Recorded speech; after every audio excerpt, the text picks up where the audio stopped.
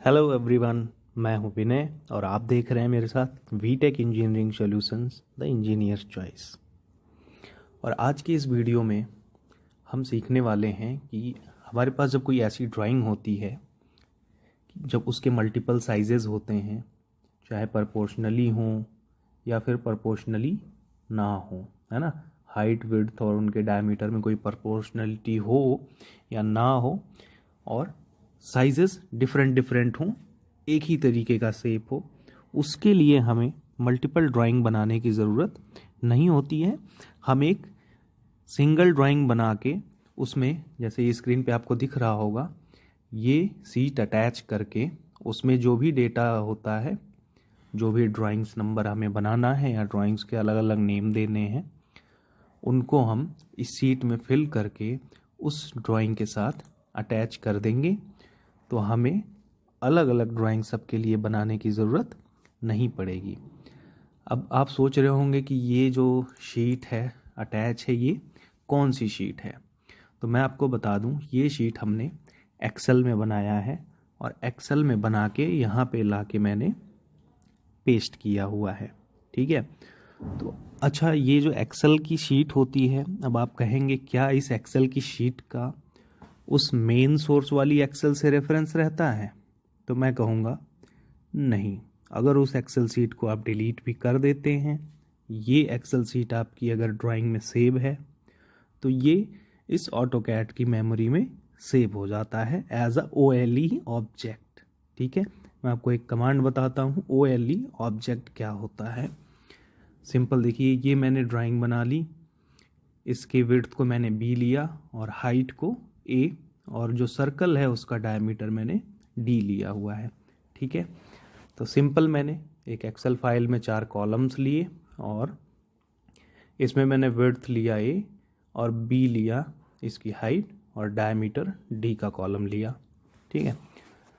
अब देखिए इस ड्राइंग में मैंने माना है, ऐसा हो भी सकता है, नहीं भी हो सकता है, डिफरेंट डिफरेंट भी हो सकता है। मैंने लिया कि B की जो डायमेंशन है A की 1.5 गुनी है, ठीक है, 1.5 गुना है A की डायमेंशन का, और जो डायमीटर है वो A का 1/4 है, ठीक है। तो मैंने ये मानकर एक ड्राइंग क्रिएट की है और एक सीट भी अटैच किया है। तो इस ड्राइंग का इसके मेन सोर्स वाली ड्राइंग से कुछ लेना देना नहीं होता है एज अ OLE ऑब्जेक्ट जब इसे इंसर्ट करेंगे। कैसे इंसर्ट करते हैं? आपको सिंपल इंसर्ट में जाना है, यहाँ से आपको OLE ऑब्जेक्ट मिलेगा, ठीक है। OLE ऑब्जेक्ट है, यहाँ से अगर आप सर्च करेंगे तो आपको देखिए माइक्रोसॉफ्ट वर्ड का भी डॉक्यूमेंट आ जाएगा, ठीक है। मुझे चाहिए माइक्रोसॉफ्ट एक्सेल का, ये देखिए माइक्रोसॉफ्ट एक्सेल वर्कशीट है, ठीक है। इसको मैं ओपन कर लूँगा।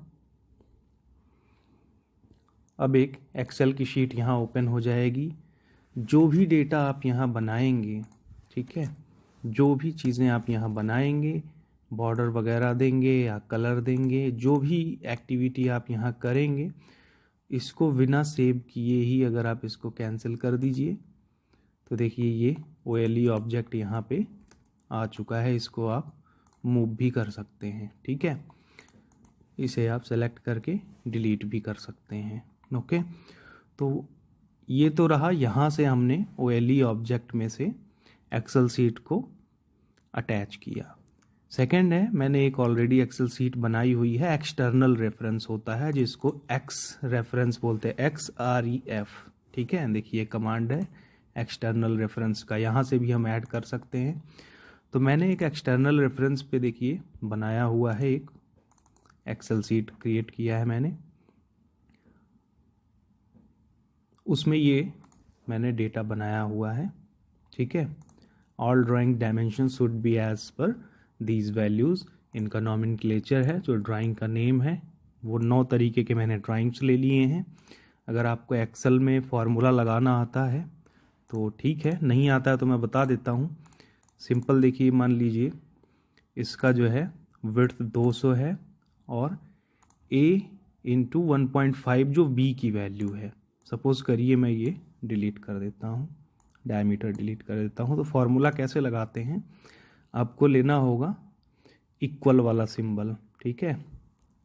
उसके बाद क्या कह रहा है, ए, मैंने क्लिक किया ए को, ठीक है, इंटू 1.5 मैं करूँगा, इंटू 1.5 एंटर, ठीक है। देखिए सिंपल, इसने ए का 1.5 गुना वैल्यू ले लिया। अब अगर इन ड्राइंग्स के लिए भी सारी वैल्यूज़ इसी प्रोपोर्शनलिटी में हैं तो मैं इस पर क्लिक करूँगा और यहाँ आने के बाद देखिए प्लस बनता है, जब इसे पकड़ के मैं क्लिक करके और नीचे की तरफ आऊँगा तो वो सारे फॉर्मूलाज इन सब रो में भी ऐड हो जाएंगे, ठीक है। डी की वैल्यू है, मैंने इक्वल लिया, ए पे क्लिक किया, डिवाइड बाई 4, ठीक है। अगेन मैं यहाँ क्लिक किया, यहाँ पे मैं प्लस बार को नीचे कर दूंगा तो ये देखिए डायमेंशन जो है सबकी, सारे ड्राइंग्स की मैच हो गई। ये देखिए इसका डायमेंशन बिग है तो मैं इसको फॉर्मेट पे एंटर कर दूंगा, ये इसके इक्वल हो जाएगा, ठीक है, ये इसके इक्वल हो जाएगा। और इनका जो आउटर बॉर्डर है वो मैं थिक कर देता हूँ, ठीक है। मैं इसको सेव कर देता हूँ। अब इस ऑब्जेक्ट को मुझे वहाँ एंटर करना है तो मैं जितना पोर्शन मुझे चाहिए उतने को सेलेक्ट करूँगा और कंट्रोल सी कॉपी करूँगा और वापस ड्राइंग में आऊँगा। यहाँ पे कंट्रोल वी करना है आपको, मतलब पेस्ट करना है, ठीक है। कहीं भी आप इसको पेस्ट कर देंगे। जो भी अभी टेक्स्ट हाइट वगैरह दे रहा है आप उस टाइम के लिए ओके कर दीजिए, ठीक है। यहाँ क्लिक करिए और इसको ऐसे एक्सटेंड कर दीजिए जहाँ तक आपको भी ले जाना है, ठीक है। तो अब सवाल आता है क्या इस एक्सेल से इसका रेफरेंस है अभी भी, मैं इसको कैंसिल कर देता हूँ, ठीक है। इस एक्सेल को भी देखिए मैं डिलीट कर देता हूँ।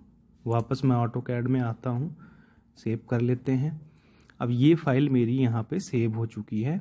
अगर मुझे इसमें कुछ एडिट करना है तो अभी भी ये एडिट हो सकता है। कैसे करेंगे मैं बताता हूँ।